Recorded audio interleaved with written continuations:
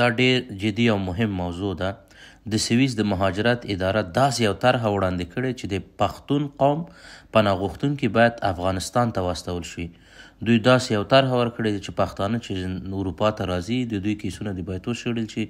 دا چې دوی پښتانه دي او طالبانو قومیت هم پښتون دی، نو په دې اساس دوی باید بیرته دوباره افغانستان ته ډیپورټ شي. خو داسې یو طرحه د سویس د مهاجرت ادارې ولې وړاندې کړی دی؟ دا طرحه ولې ورکړ شوی دی؟ زه به تاسو ته دا ټول علت دلته ووایم تر څو تاسې پوه شئ او هر هغه افغان سره شریک کړئ چې دلته په اروپا کې راځي، بیا راځي د طالبیزم او د لنډغریزم سیستم کې دلته دوی خبرې کوي او دوی راځي دلته په لایفونو کې ناستي او په اعمالو کې په عملي بڼه باندې دوی پښتانه هم شرموي، ځان هم شرموي، افغانیت ته هم توهین کوي. نو د دغې په اساس دا هیوادونه اوس وګورئ داسې یو غیر معقول اقدامات ترسره کوي چې دلته به ټول پښتنو ته ضرر ورسیږي، خصوصا هغه پښتانه چې دلته راغلي دي او دوی خپل درخواستیانې ورکړي دي. نو اگر چې دغه د سویس هیواد دغه تصمیم او دا وړاندیز کاملا غیر قانوني دی او دا د قومي هویت پر اساس څوک چې دا تصمیم نیسي دا د 1951 کال د پناهندگانو د کنوانسیون د 3 ماده په اساس دا غیر قانوني دی. او بل دا چې د جبري ایستلو د نه منلو اصل دا ښکاره نقص کیږي که چیرې سویس دغسې طرحې ته عملي بڼه ورکړي. اگر چې دا طرحه د ډیرو د خوا نه هم هلته دا استقبال ورنه شوی دی او ډیر د دوی افراطي ګوندونه چې هلته په راس کې دي لکه د کریستین واسرفالر په نوم باندې ده چې دا د آزاد دیموکرات ګوند دی په سویس کې چې دوی هم دې ته ډیر خوشبینه دي او دوی د دې تقدیر کړی دی چې باید که چیرې دغه شی تشخیص شي او د اقوامو په اساس په ځانګړې توګه پښتانه چې دوی ته په افغانستان کې امنیت ښه وي، نو دا ډیر ښه ده چې د ټول اروپا څخه دغه اقدام تر سره شي او د قومیت په اساس که چیرې پښتنو ته خطر شتون ونه لري دا باید واستول شي دوباره افغانستان ته. نو اگر چې دا ډیر یو غیر قانوني کار دی او د دې لپاره د سویس حکومت په خپل مهاجرتي سیاست کې د انصاف او د بشري حقونو اصول باید رعایت کړي. باید د هر افغان پناه غوښتونکي قضیه په جړلا ډول دی وکتل شي تر څو دقیق خطرونه او ستونزې په اساس د دوی باید مناسبې پریکړې وکړي، نه دا چې د تنها د پښتو لپاره. او دا ولی دغه طرحه وړاندې شو، ولی دغه طرحې ته اقدام وشو؟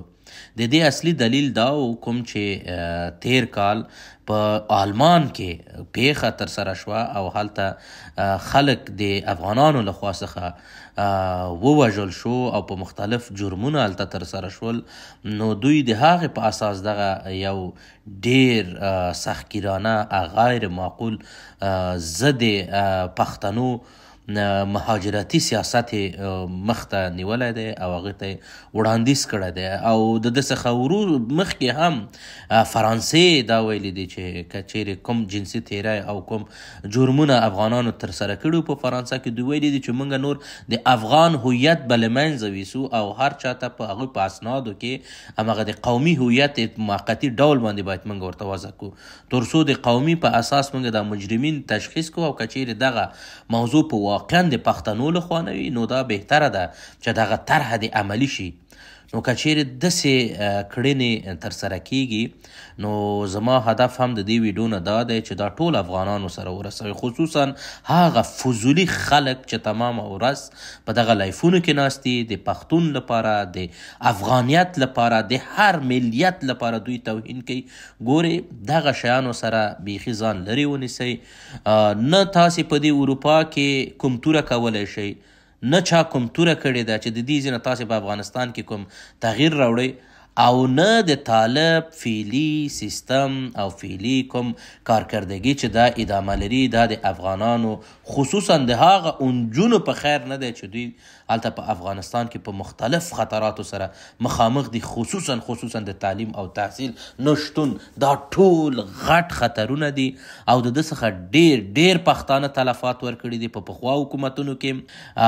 البته پښتانه د ټولو نه ډیر زیات متضرره شوي دي او تاسې باید ټول یو لاس شئ، ټول افغانان باید موږ او تاسې یو لاس اوسو، بدون د تبعیض نه، بدون د کوم د قومګرایۍ موضوعاتو نه. موږ او تاسې ټول افغانان یو، نو د دغې موضوعاتو نه باید هر څنګه چې کېږي لاس واخلئ. که نور نشي کولی دا مبارزه کولی شي چې د دغسې خلکو لایف ته، د دغو خلکو مجلسونو ته، د دغسې خلکو سپیسونو ته، د دغسې خلکو همغه جلساتو ته اصلا ګډون مه کوئ. او دا چې کوم ځینې احمق راځي دلته په سوشل میډیا کې یا په غیر د سوشل میډیا کې د فلانی حزب او بستانی حزب پلوي کوي او د هغوی د لاسه هیڅ شی نه راځي، نو د هغسو خلکو مخه هم ونیسئ تر څو چې دلته راغلي افغانان په امن کې اوسي، دوی ته نور ستونزې جوړې نشي. ټولو ته ښه وخت غواړم.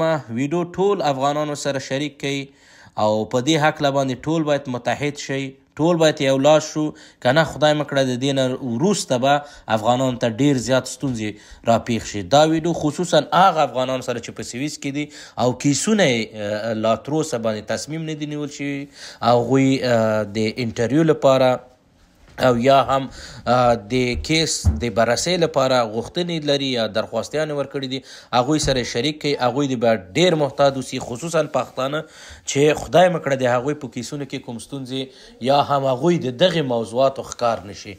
ټولو ته ښه وخت غواړم. الله پامان.